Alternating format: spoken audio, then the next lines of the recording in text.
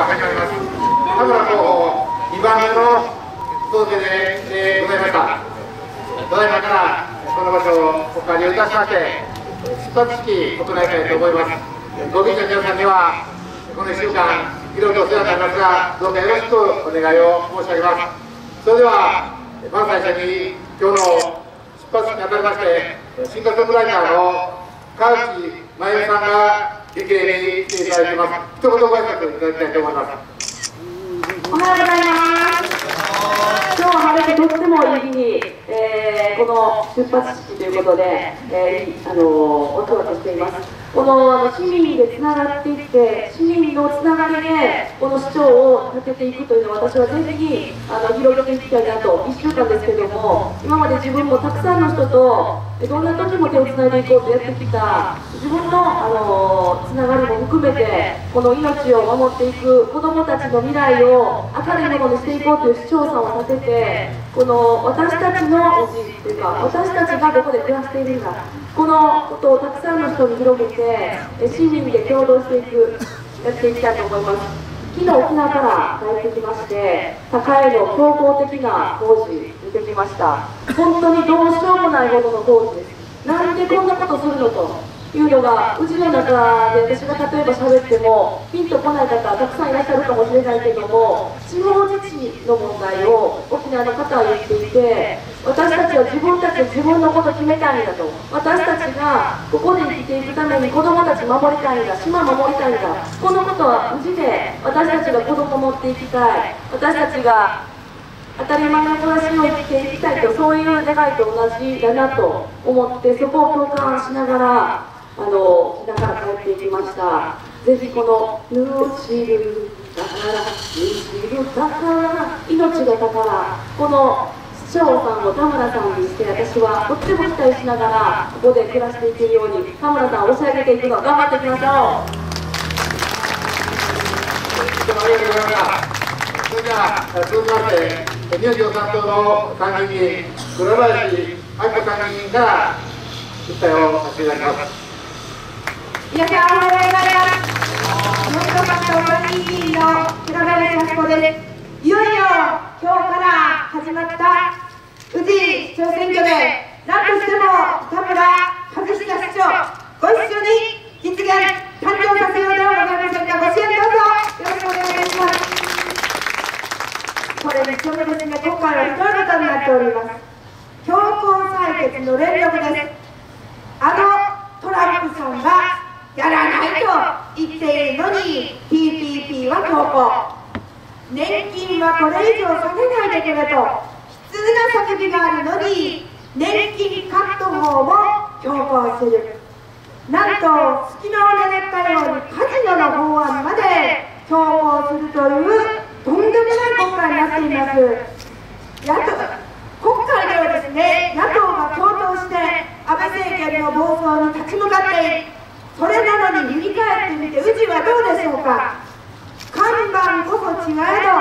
やってる中身の政治の中身は安倍政権の言いなり、国政言いなり、府政言いなりの姿勢になってきたんじゃないでしょうか。今、市民の願いを実現する、市民の当たり前の声をまっすぐ受け止めて、その実現のために頑張る市長がこの宇治にはどうしても必要なんじゃないでしょうか。改めて今大きく問われるのは、市民の願いを握りつぶしてでも大型開発に引き継ぐのか、ここ大きな争点になってきてるんじゃないでしょうか。北陸新幹線を南部まで引き込んでいく、そのためにかかる費用は2兆7000億円にも上るっていうじゃありませんか。これを呼び込もうとする現職の市長、推進を進めようとする自民党をバックにする挑戦者、皆さんどっちをとってもこんな大型開発を進めたら、宇治の市の財政に大穴を開けることになるとはっきりしてるんじゃないでしょうか。大型開発よりも暮らし、福祉、子育て優先、宇治市政を変えるのは市民民の皆さんの願いであり、そして団結です。皆さん、本当に心一つにして、暮らし優先、福祉優先、子育て優先の田村和久市長を必ず実現しようじゃありませんか。最後まで頑張りましょう。どうぞご視聴よろしくお願いします。ありがとうございました。それではこれから1週間全力で市長選挙を勝利目指して頑張ります。田村和久候補から訴えをさせていただきます。皆さん、おはようございます。朝早くからどうもありがとうございます。いよいよ告示日、宇治市長選挙の候補、田村和久52歳、頑張ります。どうぞよろしくお願いします。私、立候補から、立候補表明から約3週間、2日、実感することがあります。一つは、今度新しく出てきたチラシにありますように、これです。やっぱりたくさんの方々の共同が広がっている選挙だと、今回、本当に実感します。中学校給食、この川口真由美さん、あるいは、ママの会、中村彩さん、集会所の廃止、撤回ということで、集会所の管理人の大谷さんというような形で、本当にやっぱり、今日の、新聞に、昨日の野塚さんの演説が紹介されているのがあるんですけども、私の時とは全然違ってきてると、雰囲気が。やっぱりすごい大きな市民的な共同の広がりの中で戦われる選挙だなというのをすごく一つ目実感してます。2つ目が、本の選挙の様相なんですけども、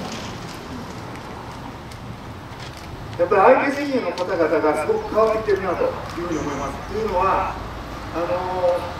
やっぱり次々と市民ネットの皆さん、いろんな団体の皆さんが要望してたことを次々言い始めて、中学校給食をやるとか、保育園を建設するとか、まさにこの市民の声が運動でこれ、相手陣営を追い詰めていく流れの中での選挙になっているというふうに思ったのと、同時にこの新幹線の無謀な建設計画は語れないようになったと、あれだけ一生懸命東京まで行って、推進してくれという要望してるのに、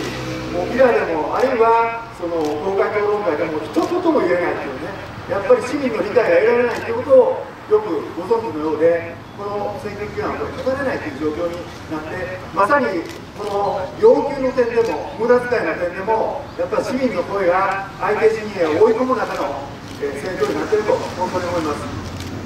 私昨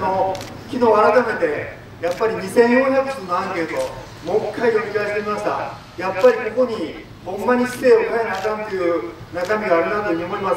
もう本当にこんな年金では暮らしていけないとか、こんな時に国保料やその介護保険の負担が重いとか、もう介護に行けない、子育て世代の方々からは、中学校給食もない、保育園にも入れない、学校トイレをきれいにしてほしい、こんな時に無駄遣いのお金をやめてほしい、本当に普通に働いたら、普通に暮らしていける世の中にしてほしい、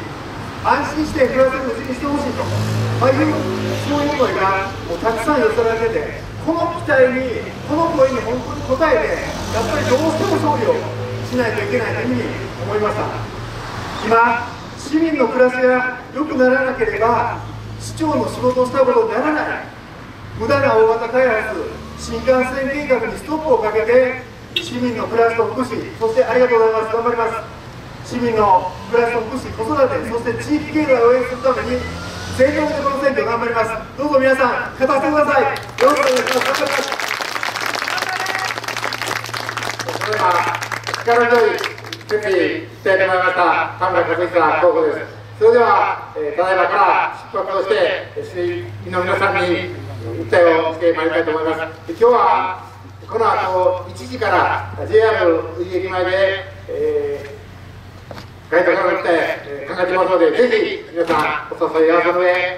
JR 宇治駅に1時にまたご参加いただきますようなところからお願い申し上げまして、この選挙にあたっての出発式を終わりたいと思います。どうもありがとうございました。